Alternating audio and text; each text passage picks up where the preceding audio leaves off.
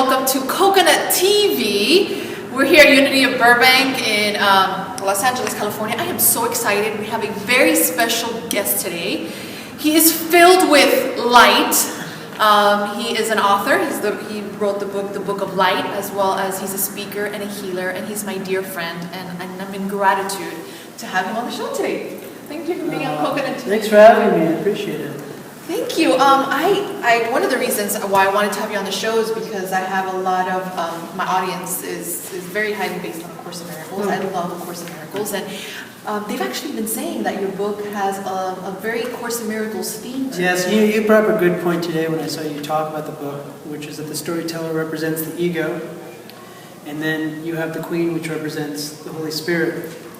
So in reference to the Course in Miracles and the book, what really comes forward for me is that when I was a student of the Course in Miracles, it's all about your light. It's all about connecting to that Christ light, or your light, or consciousness as being light. So the similarities are not only in the writing, as far as when you look at the dialogue, it's like 1, 2, 3. So a lot of people are referencing like numbers. Yes. So I'm like, oh, okay, number 40. And what's that say again? So, and the Course in Miracles is like that too. It has numbers as well. Yeah. It's written in that way because it's written in a poetic, in a poetic way. What did you have when you wrote it? What inspiration did you have? Where did this come from? Because when you read it, it's not like an everyday kind of person writing this book. At least from what I read. Right. Someone asked me that question the other day, and the best thing I can say about the writing style is years ago I used to write tons of poetry. And so I'm used to that style.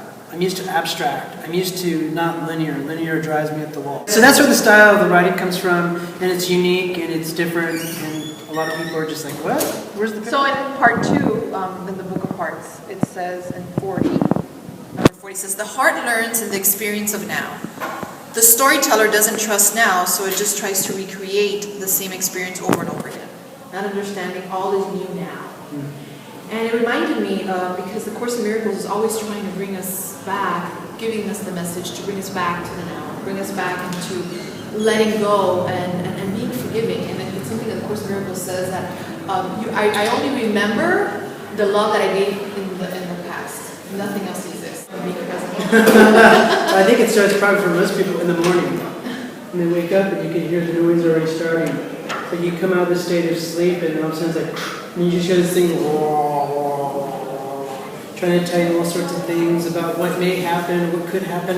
It's already starting to tell you a story to protect itself against what it may encounter. But it forgot that what it's encountering is nothing. There's nothing to encounter.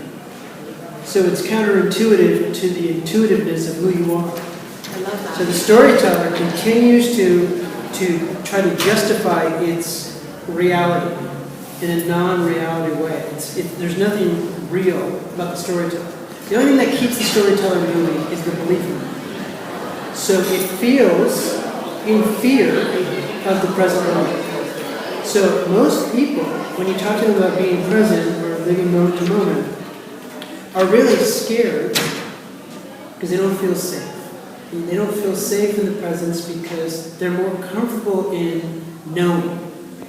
Letting that storyteller know what they already knew from the past, which is like, I was hurt, I was harmed, I needed to defend myself against this, like you had brought up in your talk today, when we project things on people and then they meet our belief. So beliefs are always being met, and that's how the storyteller circulates its lie, is that it continually tells itself a story, which then becomes a belief, and once the belief happens, it fragments the light. So your light is fragmented by the storyteller. And so that's why you'll have other teachers or people telling you, well, then there's darkness. But there is no darkness. Darkness isn't even real. And yet we have full groups of people that are talking about get through the shadow, get through the darkness. But really what it is the storyteller that we're believing in, fragmenting this massive light that we are. In the Course in Miracles, it says only love is real. Yes. All else is an illusion. Yes. And you say that over big one in the Course in Miracles. It always says that all the answers, all your truth is found within you. And there's no need in looking in the exterior for your truth or for who you are. So I want to ask you, what would you suggest to our viewers, and what do you do to be able to continue to be centered on that infinite light, to be able to be centered on the queen, as you say in the book. Right. It's such a practice. Life is just a practice. We're practicing that reality. We're practicing getting in touch. We've been in tune for so long to a conditioned life. Everywhere you go, whether it's in school, whether you watch it on a movie screen or a TV screen, your attention, when you put your attention on something, awareness, that's light. You're shining light on that which you thought. It's like when you turn on the light and all of a sudden cockroaches fly out, you're like, oh my gosh, what were these, right? But they don't like light. So the more that you shine your light, the more that you're in that light, the more that you, the authentic you, starts to shine.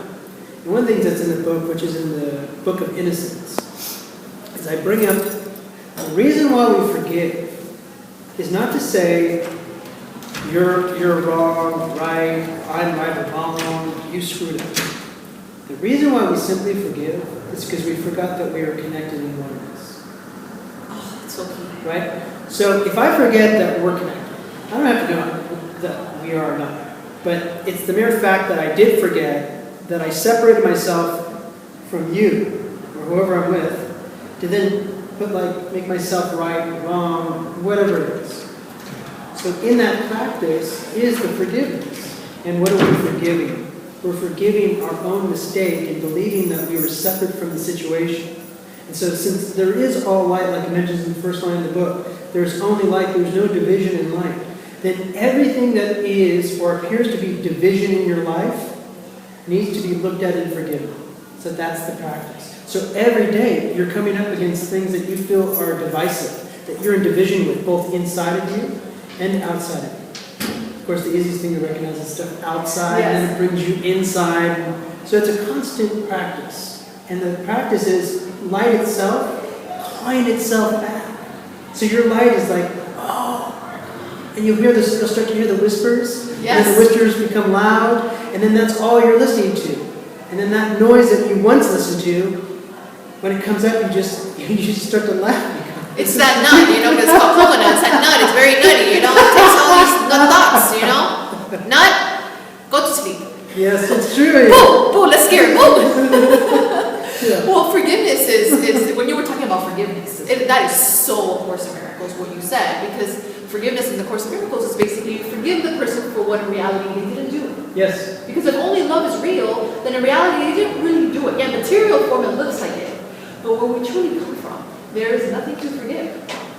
So what we just said. We have a cocoism we do weekly. It's actually an affirmation. And I usually have a guest when I introduce somebody, give the affirmation, the cocoism for the week. So maybe if you want to go within and to the camera. I am the light of the world. And everywhere I go, I shine that light and I give it to you. Well, thank you for being on Coconut TV, David. I'm in such gratitude of the friendship we have. Yeah. And I'm very proud of this book. And it's going to definitely spread a lot of light in the world. Definitely spread a lot of light.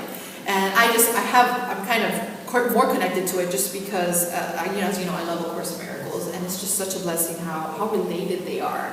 The recognition of all you have to do, once you recognize that there's nothing to get or need or expect, is give your light.